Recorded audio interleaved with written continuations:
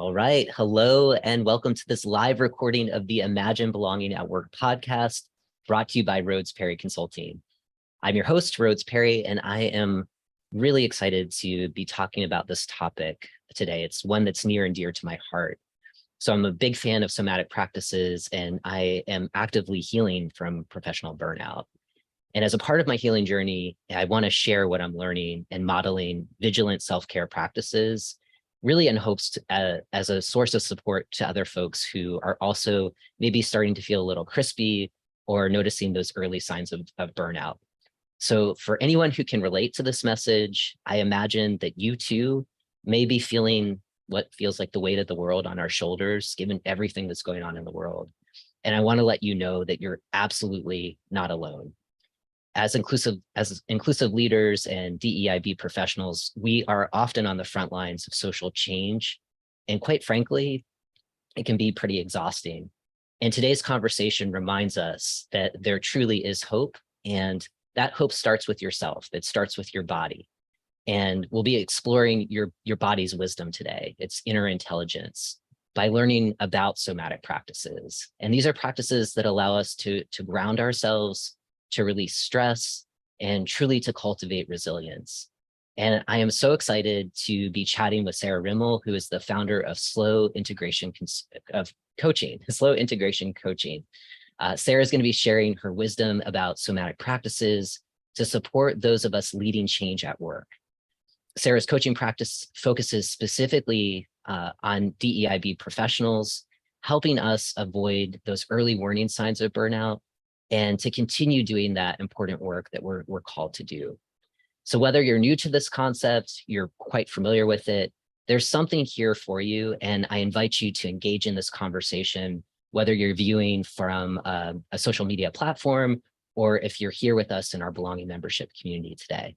So with all of that, Sarah, I want to welcome you to the podcast, and thank you again for your patience. I know this interview it's been a work in progress for the past couple of months. So we're here. And just welcome to the show. It's nice to have you. Yeah, I'm so glad to be with you. Yeah. Well, where I want to start. Yeah, I was just going to say we had such a great conversation last time, however long ago that was. I know. Yeah. It feels, I don't know, time is strange these days, right? So, well, where I wanted to start, I know some folks are familiar with your work, and maybe there's other folks that are just getting introduced to you today. So I'd love for you to share a little bit about your origin story. You had a career in higher education, and you felt this calling to leave to really work with and support diversity, equity, and inclusion professionals, specifically around this topic of burnout. Like, we do not want to burn ourselves out. The world needs us. So how do we stay healthy and whole? And so I'd love for you just to maybe share a little bit more about why you felt called to leave, and why you started your coaching practice today. Yeah, absolutely. So, in my life, like I've always been like, okay, what's next? What's next in my healing? What's next in my development? And I've had lots of different pivot points around that. And I was working at the university. I was there for about 8 years. And I was also in Boulder, Colorado, and there's a school called Naropa, which so a lot of people might know that they do counseling. And so I had a lot of friends at the time who were, studying to become somatic therapists, and just kind of were using that term somatics. And, so I had just kind of been like, okay, I'm curious, and it's kind of towards the second half of my time at the university, I just was also getting interested in like trauma and like, what does that mean to be more trauma informed? And, so again, just kind of following my curiosity, I was like, I signed up for this course. It was a 9-month program. At the time, it was called Soma and Soul, and it was led by 2 therapists. And it was for healers and therapists. And at the time, I wasn't either of those, but I was like, okay, I'm going to like lean into this idea of like allowing myself to just be in this space and be welcomed into this. And so we covered like, again, it was like on nervous system, like understanding the nervous system integration, understanding trauma. And, we just were like led through those 9 months in a number of different therapy, techniques and concepts and theories, and then got to really just practice those, with each other. And so that, and I got to do my own, some of my own healing. It's been about 6 years now that I've also have had a somatic therapist. So at one point when I was like, okay, I'm ready for a different therapist, I want actually like a woman of color, and then also like somebody who does somatics, because I just wanted to kind of like, okay, like what is this? What can I learn from this? And really it was just like a journey around like being more in my body, kind of slowing down, just like, yeah, just slowing down, noticing even things like my breath, and just things that I had never really like considered or, thought about. And so, yeah. And again, at the time, I was at the university, I was working in DEI spaces, was definitely feeling my own level of burnout. There's it's a big, I was part of a big campus trying to create change, saying yes to too many things, right? And, was also working with a lot of our student activists and just like starting to, again, be like, how can we bring this idea of like the body and trauma, and, and how we can center that and support that more, and with students, with our staff, with leadership. So that's kind of, where I was at when I was, still at the university. And then I had learned about coaching, and, I was like, oh, that seems like the perfect, like a great place to just kind of channel and bring everything that I had done in my career, and be able to work with leaders and teams. And then I chose like a coaching program that was really rooted in somatics. So I chose a program that was in California. It's called Strozzi Institute. And they've been working with somatics and leadership and embodied leadership, for the last, 40 plus years. So yeah, that's kind of been a little bit, over the last few years, Yeah, no, thank you. I'm always curious, when, and just this is like my entrepreneur hat of just like, how did you start the practice that you have? And it all, like, in hindsight, as you describe it, I'm like, oh, that totally makes sense. And sometimes when you're in it, you're just following these breadcrumbs of, oh, I feel called to do this. And, and you're building up skill sets, like going to the Strozzi Institute. And so thank you for sharing that. I think that might be helpful for other people who might be interested in, a path that is now a possibility because you're carving it out, right?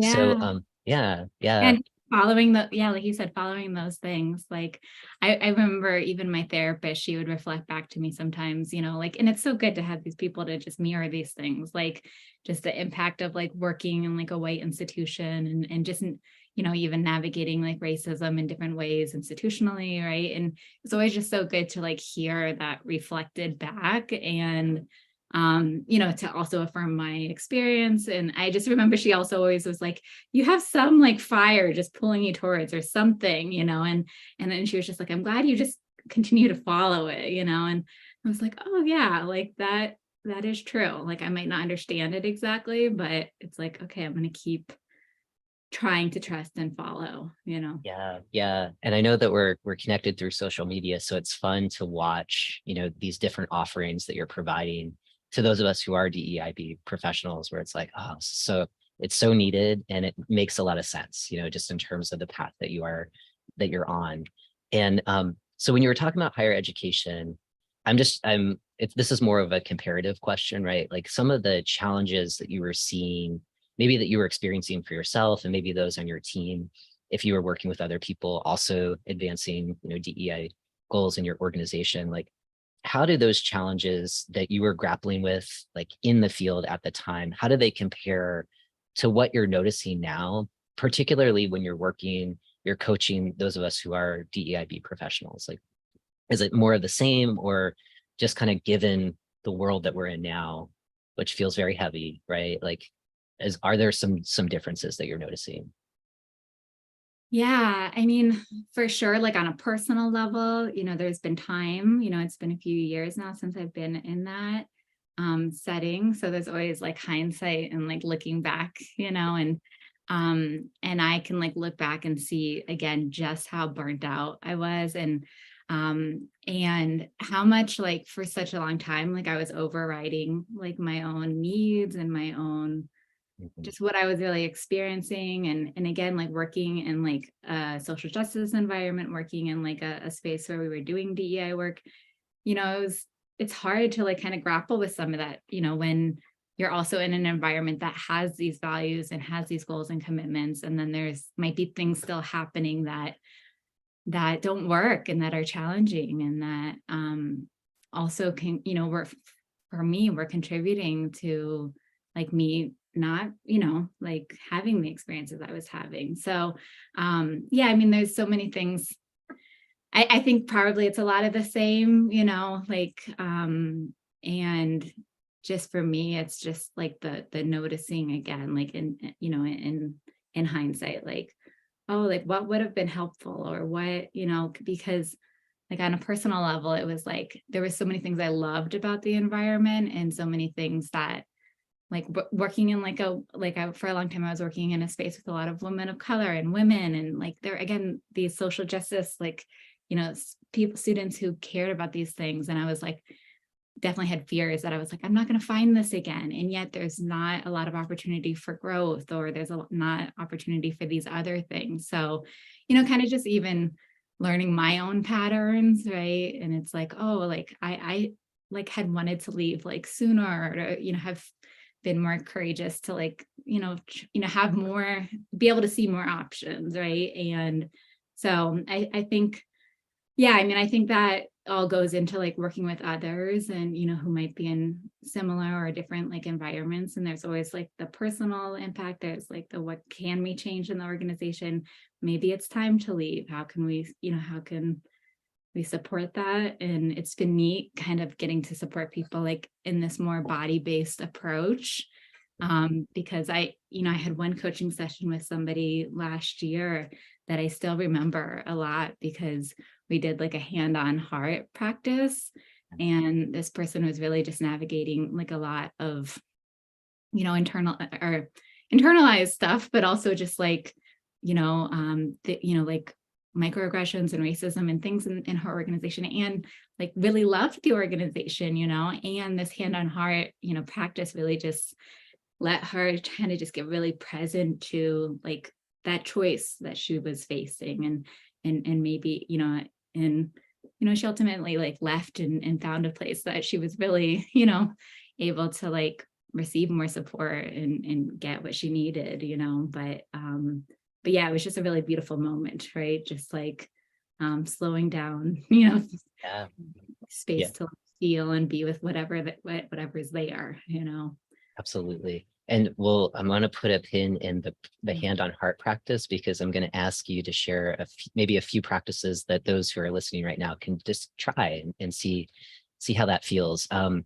There is a piece that you're talking about of kind of comparing your experiences in the DEIB space when you were kind of like wearing that hat, and now as a coach for those of us still in the space, it's kind of more of the same.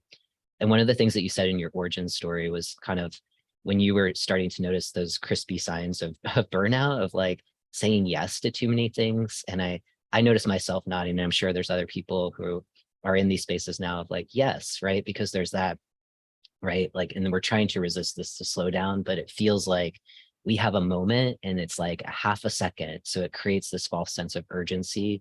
And so if we don't say yes, it's like we're letting down those communities, people in our organization that really are relying on us to improve their experiences, just to create safety and trust, right? So I just wanted to kind of like lift that up, because you know, if you're feeling that, if you're listening, you're not alone, right? Like that's a thing. And so that's where I want to kind of talk a little bit more about, like, we're using the term somatics. We haven't yet defined it, right? And usually when I think about it, it's kind of like I imagine getting quiet and getting out of this kind of verbal part of my brain to try to tap into my body's intelligence. And I'm not, I am not a somatics coach. So I'm kind of curious, like when people ask you, like, this word is new to me, what does it mean? Right. And so how do you describe it? And then how do people react to it, where it's like, oh, like that makes sense, right? Yeah. Yeah, that is a great question. And there's lots of definitions out there. There's lots of different practitioners and people who have been doing this work, like recently, since it's kind of become a newer, a more popular term. and who have been doing it like before it was a term, right? And before different groups have been kind of building around it. So when I think about that idea of it like kind of being always existing before, it's even become more popular recently, it's that idea of like this relationship to ourselves, to each other, to nature, to, landscape, to spirit, in whatever way that, means, whatever that means for people.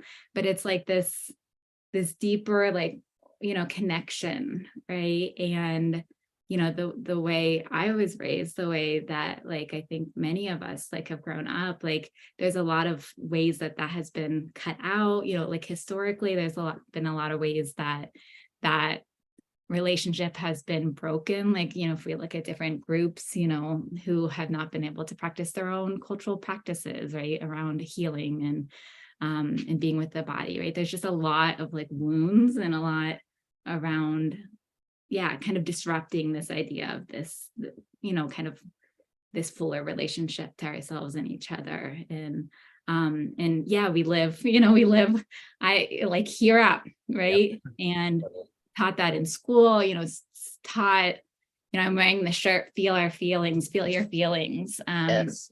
We're taught, like That that might be feelings are, oh yeah, a feeling wheel. yeah. I have been too. I because it's like like what are the feelings? Like, it's taken so long to and I still am, right, to tap into that.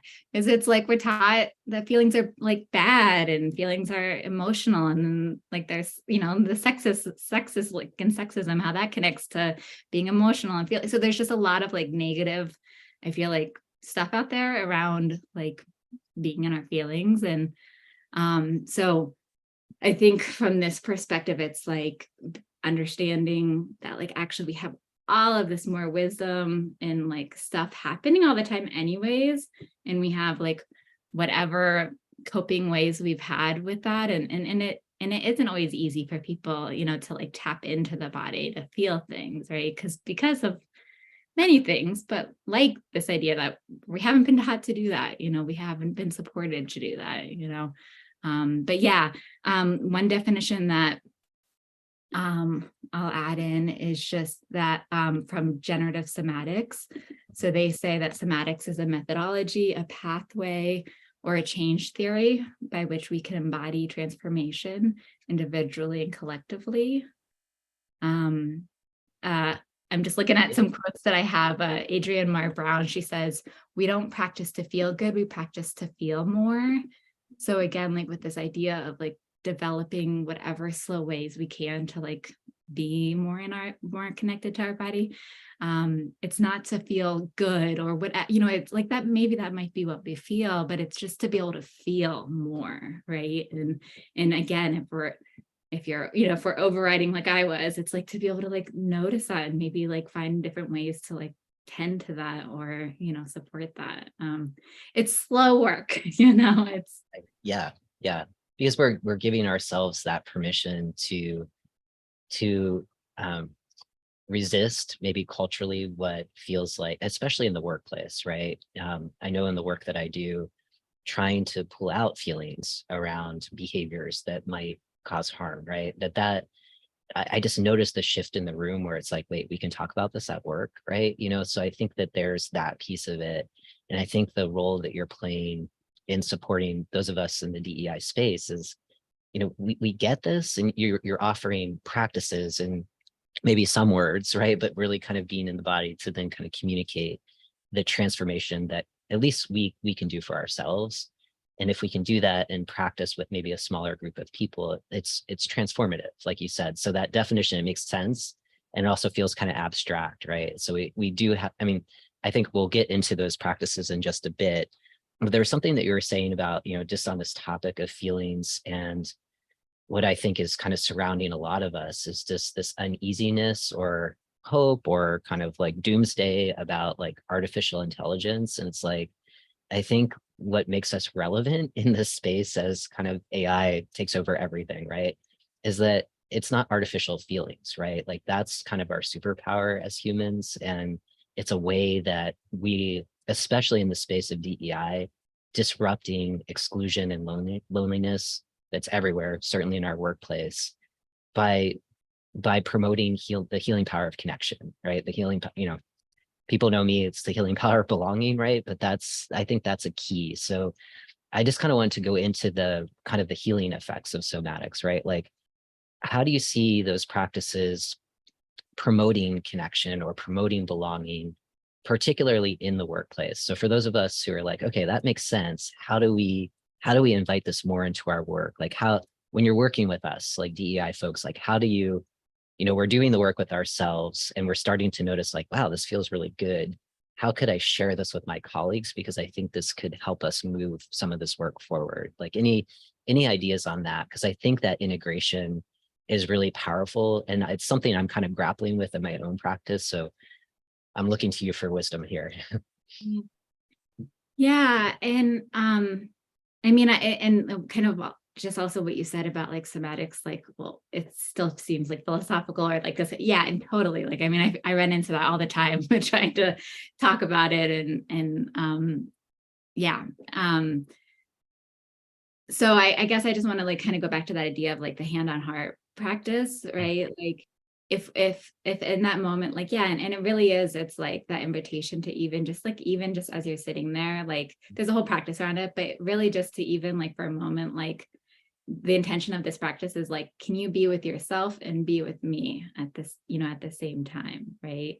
And like so it's like this idea of like, how can I be, be with myself without losing, or be with you without losing myself, right? And even just something as simple as like putting your hand on your heart and like, kind of being present to that, like it can maybe like allow us to kind of notice that in a slightly different way, right? Like if we're kind of calling attention to that. Yeah, I just want to kind of jump in because I know people will be listening to this later. Yeah, So yeah, I'm putting my hand on my heart, you're putting your hand on your heart, and I'm noticing just a calmness, right? Like, I mean, that's the first, I was like, and it just kind of hit as you were talking. So just wanted to put that out there. yeah, and you could even like when I've been in like person with people, right? Like you could, and I'm putting my hand out, like kind of facing the screen, but just kind of imagining like I could in this practice, like I could actually put my hand on your heart with permission, right? And then you could again like feel me, feel you, and just then again notice like, kind of what's there. And even with your own hand on your heart, it's like, can you notice like can we feel ourselves, giving ourselves support, right? Yeah. And right, and it's like this little subtle thing, but like if we do that more throughout the day or do something like that, again, it can help us kind of just remember, or again get into our body more around the things that we might be thinking about or wanting to cultivate, but then like actually getting to practice that, and that's kind of, I would say, how like somatics and somatic practice, what it can offer. You talked about the idea of like belonging and connection, right? And like if we're trying to build that and do more of that. So there's a practice that, if we have time, like it's called a centering practice that, and folks might have done this, or if you've been in some different somatic spaces, like there's different versions of this. But the one that I learned was like centering in our length, which like really represents our dignity, centering in our width, which represents like connection, right? And community. And then there's two other dimensions which we can get to, but just so like even with this practice, like, if this idea of centering in our width, right? Like in the practice, like I invite people to like bring their arms out and to like get wider in their width, right? And so, yeah, just even you doing that right now, it's like, what do you notice, right? Yeah, I'm present. I feel really connected to this conversation in a different way. And it's literally just moving, it's available to me. I'm ready, I want to do this. And it's simple, right? It's simple, but it's not. I think that's the piece with somatics. Like when we start to talk about it or we start to describe it, that's when it gets kind of academic-y and jargony. When we do it, right, it feels available, and yeah, and it shifts the space. I guess that's what I'm noticing. Yeah. And it's like with the centering, with this piece of like centering in the width, again, it is simple, but it's like, okay, if I lift my arms up and I like hold them really narrow, it's like, oh, what do I notice there? Like Yeah. how do I feel belonging or connection when I'm there? And then if I widen it a little bit, like how might I feel a little bit, maybe more access to belonging or connection, right? So, and or like if I'm kind of more narrow, like what do I notice about protection, right? Or, boundaries. So it's just kind of like, again, just bringing us out of our head a little bit to that feeling place, um, and then kind of practicing that, because we have all of our default habits and patterns and that's kind of where that healing, I would say comes, coming back to that. It's like starting to connect some of those dots and, yeah, and I'll share one more thing and then, but another somatic coach that I have started working with again, just because, it can be helpful for me too, to have, my own, coach. Again, I have a therapist, but she was saying to me recently, she's like, we don't practice somatics to get at the why. Like it's not a lot of focus on like the why are we how we are, but it's like the how are we and what are we doing, right? So it's like getting curious about like okay, if I'm committed to and I want more belonging, like how am I showing that? How am I doing that? How am I like, yeah, how can I support that more? Maybe through some practice, like with the body, Yeah, that makes a lot of sense. I mean, like just on what you said, and I had another thought I just want to kind of jump in on is how are we, right? So just kind of knowing what's going on with ourselves in a moment, right? And so I can see like, just in the context of the workplace, and I know that this can transform everything in our lives, but just at work is something comes our way, rather than knee-jerk reaction to it, is just like that pause, which we talk a lot about as DEI professionals, like the pause, notice, right? And maybe some of these practices can just help us kind of deepen that understanding, that felt understanding. And then the what are we doing, right? Like so much of what we're trying to transform in the workplace is centered around behaviors, right? So if we have more skill to then kind of notice what we're doing in those moments, that can also maybe shift, things that might not be as skillful, even when we're in these roles, trying to model for other people. So I think that's like super valuable. There's something that you were saying about, I was just thinking about, for so many of us, there's like a spidey sense of observing behaviors like in a space, especially like if we're facilitating a group or holding space in some way where we can just name what we're noticing. I think like the naming is helpful to shift what's the dynamics that might be happening that might not be great for the group. Like I could see these practices being really helpful in those moments. And is that something that you've shared with the folks that you coach around? Like obviously you're supporting them first and foremost, but are they asking you questions of like, how can we take some of this good stuff that we're doing in those moments where maybe harm has happened, or maybe it's not that extreme, but it's just like dynamics that kind of like are creating those microaggressions that are just completely eroding trust, right? Like I'm just kind of curious about that. Yeah. Yeah, I mean, people have certainly like taken like the centering practice and like shared that with their teams Yeah. um and like again a lot of like these practices, like the ideas like how can I do it more often, right? um like again, just even like Yeah. li- lifting your arms and really feeling into that sense of like openness and connection. Can I do that once a day, right? So that like we're doing it intentionally, so that then when we're in those moments, right, like maybe we remember, oh yeah, like how can I open my arm, like you can do it physically or just like kind of feel Yeah. into it, right? But what could become more available that way. But yeah, folks certainly like um will do that and kind of bring that and share that with teams that they're working with, or yeah, just some of the different practices.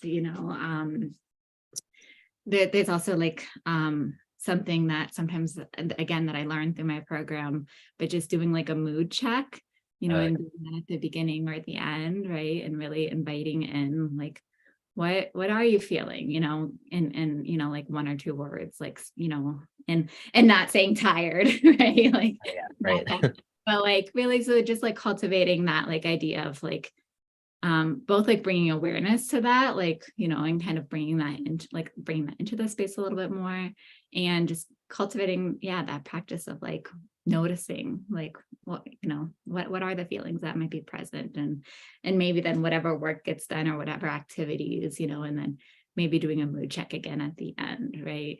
um I always like that too, just so that, yeah, we can kind of hold that with each other, um so. So I have a question, right? Like, I mean, you were talking a little bit earlier about feelings and kind of like these bigger systems that prevent us from like being truly honest with our feelings. And you had named sexism, and I just completely agree. And I have been in a number of men's groups where it's like trying to get more men to kind of move beyond maybe anger and sadness as like a way of describing, like there's like a full range as human beings where we have these emotions. And so I'm saying that because I'm curious, like if you have suggestions, for those of us in workplaces where to introduce a practice, to introduce the concept of somatics might there might be fear that we might be laughed out of the room, right? And so I'm just kind of curious, and that's extreme, right? But I'm just kind of curious, like ideas to invite in people to try, to have that open mind. And I think before doing that, like trying to create the conditions of safety. And I think like we're skilled in doing that as DEI professionals. And I just kind of curious for you. I imagine you're working with people, I mean, you're working with DEI folks, so people that are pretty open-minded, but any thoughts on that of like, how do we, maybe audiences that might initially be resistant, and if we can move past the resistance, there could be like it's similar to just kind of asking people about how they're feeling and giving permission to talk about feelings in the workplace. That's radical in and of itself. And that's here, just in like, in our verbal part of our brains. So ideas on that? I mean, that's something I'm kind of grappling with. Yeah, like ideas to like just practices that you can bring in to like get. Yeah, but specifically like with those audiences that might initially kind of like bristle, or have a reaction to try it, just to try it in general, like any kind of like ways to, and maybe they're more subtle ways of, okay, we're just going to notice our breath right now before going into that. I noticed that I do some of that when I'm not sure of like who's in the audience and how receptive they would be versus like, if I'm in kind of the belonging membership community, it's like, this is a group of people that we're here for it. We're ready to practice, right? So Yeah. Yeah, it's a great question. I don't know that I have like a great answer right this second. yeah, I mean, I think if like when I do offer things, like I think, and if it might be a space where I'm uncertain, like mhm, offering like, we're gonna do this. If you want to participate, you can, yeah, if you don't, like don't. mm, Um, so yeah, just like offering that. yeah, And um I'm trying to think. I mean, even something like a body scan, like that might feel a little bit like weird, for some people, right? yeah, yeah, I'll have to think on that. Like, what are some more subtle ways or like accessible like practices? Because even like doing breath things, again, can for some folks can be like that's different, and that's, I'm trying yeah. to Oh, that sorry to might, interrupt. might seem a little bit more like undercover or something. Yeah, yeah. I mean, I guess I was asking that because I like what you're saying about the invitation. If this is available to you, if you'd like to try this is what we're going to do for the next couple of minutes. Here's why, a little bit more of the context up here so people can understand that the invitation in. Um, and that piece on, there's this other awareness too, because we're talking about bodies. And I think, for those of us like in DEI space, thinking about accessibility and making sure that the practices that we're doing, we've thought through, okay, like have we offered ways to adapt them, for different groups of people.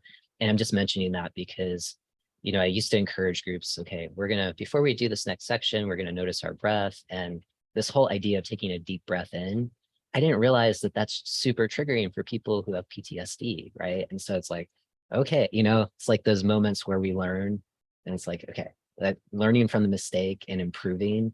So I'm just kind of offering that up of, folks are interested in this, like there's a whole body of practice, professionals like yourself have thought through ways to offer those adaptations, just to be mindful of the audiences that we're working with, and it's, I know for myself, it's like, oh, good, I learned this, and sort of kind of sharing it with other people, and then asking the questions like, what's working well for those invitations. And then I like what you said. I think that's really helpful. And it's basic, but it's, it's something that, we're facilitating, we're doing so many different things. So it could be easy to forget some of those, the language, the verbiage before we get to do the practice. Yeah, absolutely. And I remember like with breath in particular, for whatever reason, like when I started as a somatic coach, like I had a lot around like, oh, I don't think I can talk about the breath, like I think subconsciously or something, like what you're saying, like I think there was just like ways that I like that it had to, I was just like worried about talking about breathing or something. And I think even when I was going through my own process, like like, I think part of that was because as I was introduced to breathing more, I was like, or breathing more deeply or breathing, in different ways, it brought up anxiety, and I was like, oh, but I'm not, Yeah. like I'm used to like how I'm breathing and just kind of, so that was like neat to kind of just go through that for myself and just kind of be, again, just like notice it. And then over time, it's gotten easier to like, kind of breathe more deeply or to try it in different ways, and, but yeah, I think like even just that idea of noticing the breath, like bringing, as like a practice of like, oh, can we just notice what's happening or noticing where our breath is, Yes. Yeah. And then kind of what that's telling you, right? Like, are you breathing really fast? And like maybe that's a sign of anxiety or an Mhm. excitement, right? About what we're about to talk about. Yeah, I think that's, yeah, it's again, like these simple things that we're here, we're alive, so we are breathing in some way, but to introduce the opportunity to be aware of it, right? And then like how that can shift things. It's interesting. Yeah. Yeah.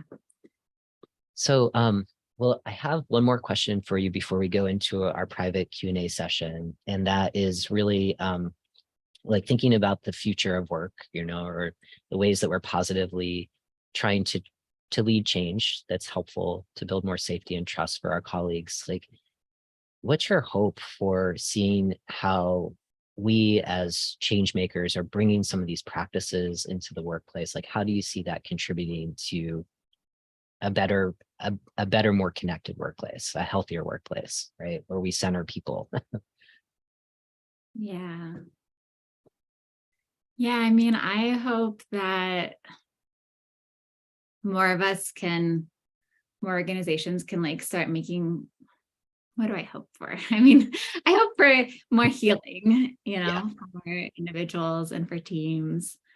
And, that starts with ourselves, in whatever ways, we can do, we can do that or want to explore that.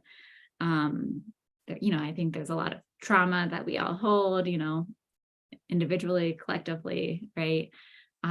So I mean, my hope would be like for more resources for that type of stuff, for more resources for healing, that might be something like coaching or therapy, or it might be, heart, like a heart chakra or massage, like massage or whatever it is, but just more ways that like more options for people.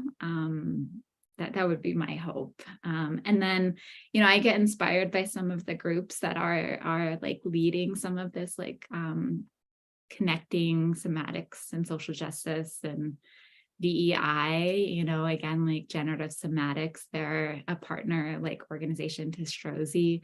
They for a while have been working with like bringing somatics into like with organizers and, just movement leaders. And so offering teaching, these skills to groups of people who can then practice together, practice, alone. But yeah, I get hope, kind of from different people and different groups who are doing some of that, especially in community, yeah. It's exciting. I do some work with bigger nonprofits and kind of the social justice space, and kind of checking in with those leaders on the support that they're getting. And I'm seeing more of those leaders working with somatic coaches, working with somatic therapists. And it's like, yes, just kind of using their body as a way of keeping themselves whole so they can continue doing that really good work. So I love what you're saying. And, on that piece of more resources to do the work, the Surgeon General has really declared, loneliness and exclusion as a social epidemic, right? And there's a whole report that came out, I think, in May on like the healing power of connection. And there's a giant section on trying to dedicate federal resources to cultivate cultures of connection. So I see very much like the work that you're doing is so cutting edge, right? And I think you're leading in a lot of ways on what I hope will be a bigger focus area, certainly in the workplace and in other parts of our lives. So I really thank you for sharing what you have shared today. I hope it inspires people who are tuning in to just thinking about the power of this practice just for yourself, no matter what your role is. And certainly for those of us leading any kind of change in the workplace, for us to be really effective, we really have to keep ourselves whole. And sometimes it's hard to say no to all of those great opportunities as they come your way. And I think these practices in one way can really help us check in with our bodies to see, is this 100% like a yes that I'm going to say yes to because it's good for me just as much as it's good for everyone? Or is it a yes because I can do it on top of like these 97 other things I have to do, right? So Yeah. yeah. Yeah, I mean, I think that's, yeah. It's good stuff to play with, to explore. And again, and I totally have been there too, right? Like that wanting to say yes to everything. And because it's important work, and like how do we like find ways to like be like, okay, do I really have capacity for this? Like, and like I'm part of this too, right? And I need to center myself too. And, and like, yeah. And like, as we are, like, I'm just thinking about like, again, the power of like a group, right? And it's not always to like, for me, it's not been always easy to like even like build community, or like it's like something that I've been actively trying to do, because I grew up very much like I don't have anybody, but like really trying to do that and like and build, again, even when I would go, back from my training with Strozzi, it's like we get together and we do different practices together, right? There was like a practice where we were even rowing, and we were rowing, and again, that might sound really simple, but we were, kind of getting together, standing in a circle, like actually like rowing. And what is it like to notice like rowing in the same direction or rowing towards something together, right? So again, these ways that we can kind of play with this to like kind of bring those thoughts and those visions that we have, like, again, more into our body, more into the room, right, with each other. And then to do that regularly, in whatever ways we can. And it's not, well, I was gonna say it's not easy work, but it actually is simple, like stuff. So sometimes the simplest things are the hardest things, though, right? But it works, and it does shift things, and we learn things, like last thing I'll say, because I know we got to probably move on, but totally. When I was kind of starting again, I'm realizing I'm sharing a little bit about is my own process, but when I was starting, one of the first feedbacks that I got from one of the teachers was that I need to get into my legs more and into my feet. And that can be something that folks can even try, and explore, is like, what is it like with, and then that might not be relevant for everybody as much, but for me, it was certainly was. I was so used to kind of being up here, and and I'm standing up for folks, but kind of just leaning over, appeasing, right? Like I was very like anxious, Yeah, yeah. and so like that feedback to just like, even when I'm sitting, like really sit and ground, and like when I'm standing, like lean, like kind of get a little bit lower, get a little bit heavier, right? And it's interesting because like, again, one of my goals, Rhodes, has always been like, how can I feel more rooted, right? That was kind of like something that was like a wound from my family, and as I've been doing that, it's like, I'm actually like, using the analogy of a tree, it's like, I'm actually building my own groundedness and roots, and like, and I can show up and kind of be more heavy and be, in a good way, but like, Oh yeah. it's actually, it's like these ways that we can do like subtle things, but to just support whatever that thing is that we want to support. Yeah, this is great. So we're gonna so for those viewing this conversation, we're now moving into our private Q&A session where members of our belonging community get to connect with Sarah one-on-one. Any questions, we'll process a little bit more. So if you're loving this conversation, you want to connect to other thought leaders like Sarah, definitely check out the belonging membership community. Sarah also has a coaching program to prevent burnout specifically for DEIB professionals. So in our show notes for this recording, we're going to make sure that we have the link for that. And Sarah, could you just quickly say where folks can find info on that program, or just more about you?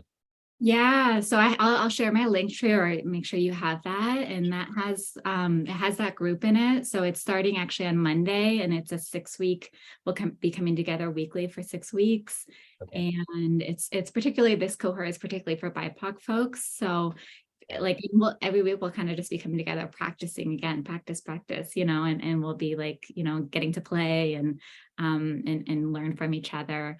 And the more of those will happen, next year as well. I do also offer like a monthly, drop-in, community gathering. And then on the link tree, there's just different videos. There's like a centering practice, which we didn't really get into, but there's just different videos, different articles, different resources. And yeah, and I'm always happy to like share more, resources with folks and share what I've kind of come across. Yeah. Awesome. And Awesome. also my newsletter. So I have a newsletter. So if folks want, I always have lots of resources in there. Very cool. All right. So we will make sure the link tree is out there. So thank you everyone for tuning in. We're now going to head out, and thanks for growing our belonging movement. We'll be in touch soon. All right.